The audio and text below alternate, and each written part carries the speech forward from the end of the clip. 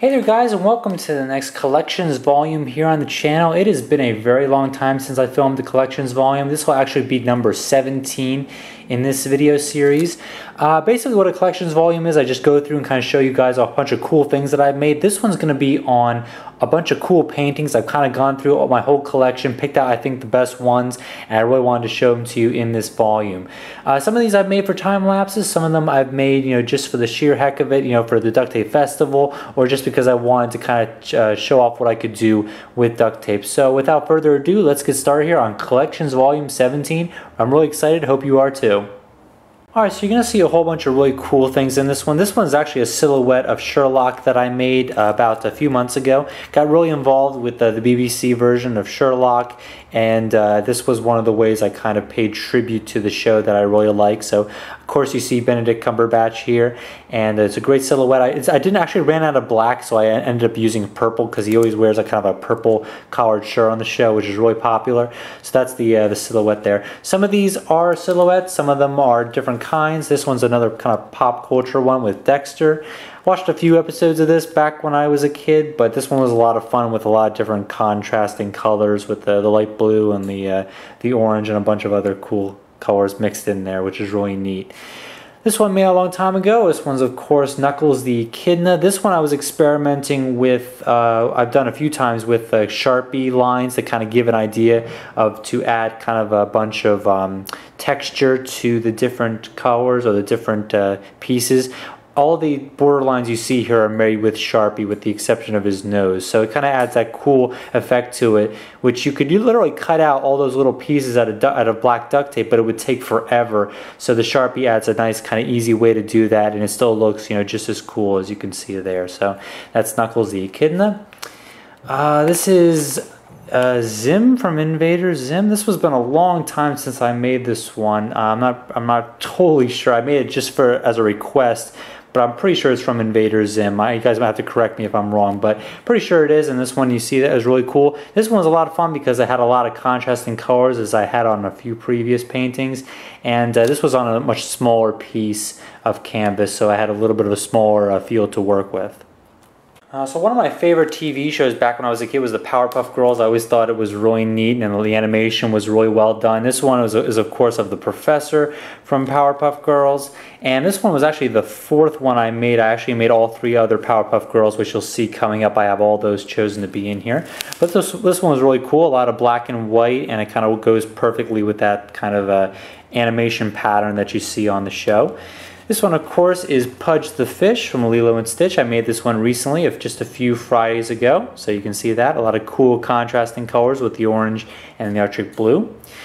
This one is actually really interesting. This was a beta, Wrigley's 5 gum package. This one was totally made just by looking at the image and then kind of making it totally freestyle. So I didn't, take a piece of paper and then cut the image from that. Made this one totally freestyle. I was kind of copying a Wrigley's Beta 5 gum package, which it looks pretty close. I wish I had one I could show you, but I think I've gone through all of them.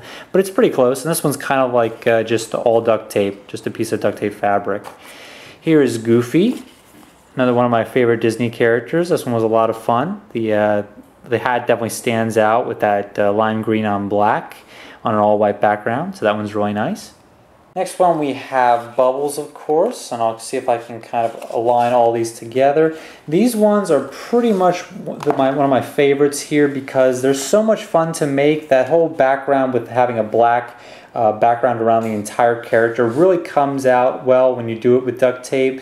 And you can see, you got Bubbles, you got Blossom. Buttercup I decided to do on a really neat checker pattern. She kind of blends in really well on that. So you got those three, as well as the Professor, of course. Those are the four that I made from the Powerpuff Girls. Here we've got another silhouette. This one I made of Audrey Hepburn. I think I made this one in a time lapse, but this was about, I think 5 or 6 months ago. It's definitely not one of the more complex silhouettes that I've made. I've got a few of my favorite ones coming up pretty soon. This one is Rainbow Dash, if I remember correctly, from My Little Pony. This was definitely a huge request, and I decided to make this for A lot of people, just wanted me to make something for My Little Pony, so that was kind of my entry into that. And it got featured on the internet in a few other videos on My Little Pony sites, which was really neat. I got a few extra views from a whole bunch of My Little Pony fans, or bronies, I guess. Here's another one from Stitch, my all-time favorite character. You got Stitch's autograph here from the parks. That's exactly what his autograph looks like. Got a little bit of a black borderline in here. That's actually made with duct tape, so I decided to cut and take the time to cut all those pieces out.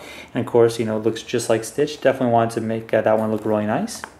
This one's another one of my favorites just because of the color. This is this is the Nya cat, of course, with the cat with the what's it called? What are these called? Pop-Tart body. Yeah, that's kind of what it's known as. When I first made the image here, I think I just put the name here, and then I had him. I didn't add the little stars on it, so now you can finally see those about a couple of years later.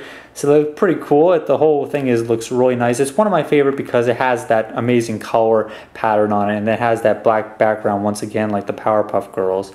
So you can see that.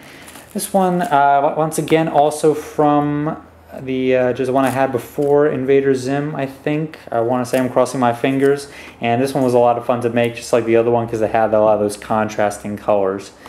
This one, these are actually still all kind of wrapped up. I'll spend a few seconds to get those out. This one was Dick Tracy, just did a kind of a silhouette image I found online. This one was a lot of fun to make because there's really no background. It's kind of just simple in the center, but then it has a whole bunch of the patterns which kind of form a circle around the top and sides here. That was a lot of fun to make because it was kind of hard to figure out exactly where to stick the thing and where to start it. But that was a really cool. It's one of my favorite silhouettes.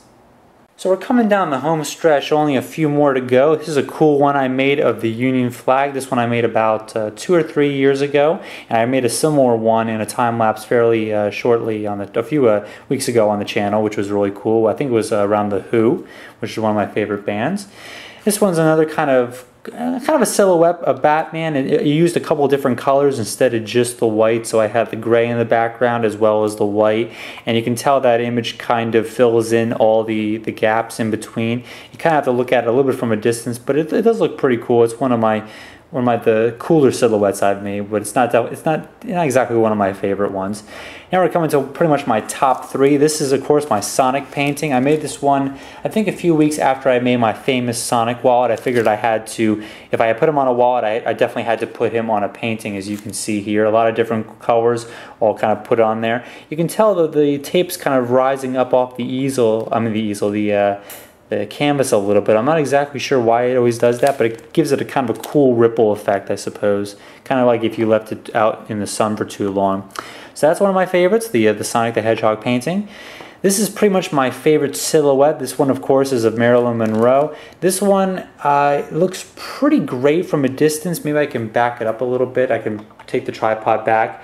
But it looks better the farther you get away from it. From about 2 or 3 feet, it looks fantastic. If you get really close, it kind of distorts a little bit. But everything is kind of perfectly placed so that you get that really neat silhouette effect. And this is kind of the silhouette effect to its perfect use to really portray that cool face that she has. So that was pretty much my favorite silhouette that I've ever made on the channel. A lot of people really like this one because it has a lot of very artistic value to it. And then, of course, we come to the Wonder Woman. Now, the Wonder Woman painting is pretty much my first and pretty much my only kind of trip into pop art. This one I found, it was just an image online, and then I decided to kind of print the entire thing out. This one took a long time, even though there's actually not very many colors to it. It just took a long time to kind of line everything up and then kind of get everything situated so that it definitely looked like a pop art image. So you can see that, kind of a cool close-up.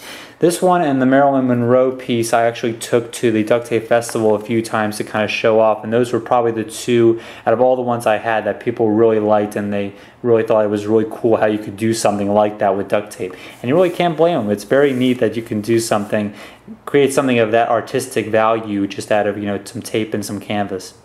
Alright, so that's going to wrap up Collections Volume 17. I hope you guys liked all these really cool paintings that I've kind of dug out of my collection here to show you guys.